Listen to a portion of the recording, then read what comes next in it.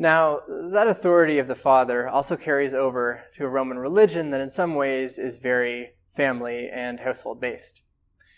As you know, the Romans are a very polytheistic society, meaning that they worshipped a lot of different gods. So this isn't like Judaism, for instance, where God doesn't want to share worship with anyone else, and it would offend God if you were to worship someone else at the same time. Polytheism is about hedging your bets by worshiping as many gods as you can, and hopefully one of them will help you. One of them will help your crops grow, and one of them will help you bring victory in battle. And according to the Roman religion, gods understood this. No one god is expected to be the sole object of worship. First of all, the Romans have their household gods who are called lares, and each family individually worshipped those gods, and those gods were particularly concerned with the well-being of that family and that family's honor. So if things are going badly and all your business ventures are failing, you might assume that the lares are angry and need to be appeased. These are not, of course, the only deities the Romans worshipped. They also borrowed pretty much wholesale from the Greek pantheon. Zeus, the head of the gods, became Jupiter, the head of the gods.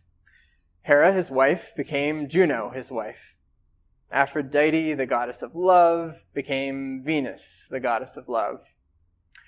Ares, the god of war, became Mars, the god of war, and so on and so forth.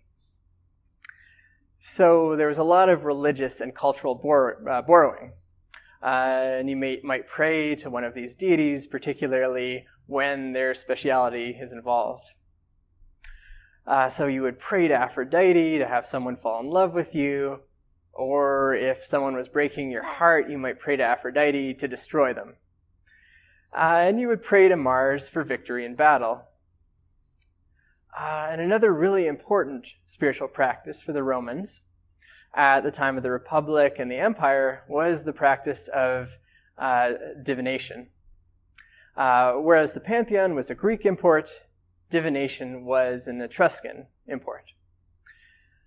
Divination involves reading signs of what will happen in natural phenomena.